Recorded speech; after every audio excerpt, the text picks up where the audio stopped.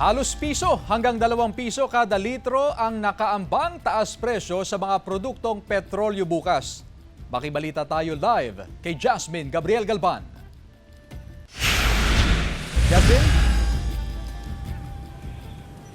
Chris, matapos ang ilang linggo na oil price rollback, bukas paghahanda naman ng ating mga kapuso, ng mga motorista, ng transport sector ang oil price hike na ipatutupad ng mga kumpanya ng langis sa buong bansa. Medyo may kataasan, Chris, ang oil price hike sa diesel na nasa 1 peso and 40 centavos. Sa gasoline naman ay nasa 70 centavos kada litro, habang sa kerosene ay nasa 80 centavos kada litro. Ngayon, Chris, alamin naman natin yung reaksyon ng mga motorista kaugnay pa rin doon sa oil price hike na ipatutupad bukas. Live tayo dito ngayon sa may MH Del Pilar Street kung saan nakahilera dito yung mga tricycle na bumabiyahe sa ilang bahagi ng Dagupan City. So alamin natin, Chris, kung ano ba yung kanilang reaksyon dito nga sa oil price hike na ipatutupad bukas ng umaga.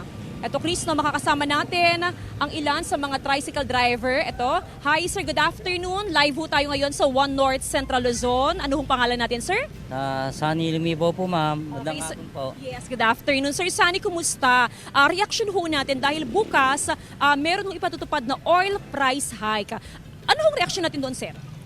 Kung kaming mga tricycle driver, okay lang sa amin kasi kung minsan nag-gasolina kami, 100, 150, ganun. Ikiiwan ko lang sa mga jeepney driver. Kasi yung sa mga jeepney driver, may mga minimum yung mga yan. Kung mga estudyante, 11, siyempre kawawa din sila. Kaya kami mga tricycle driver, pag may sasakay, pwede namin padagdagan.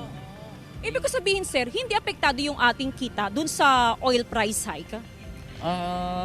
Kung ako pong tatanungin nyo, okay lang sa akin kasi itong tricycle, hindi ko po ito binaboundir yan, sa akin po ito. Iwan ko lang po sa iba kung apektado sila.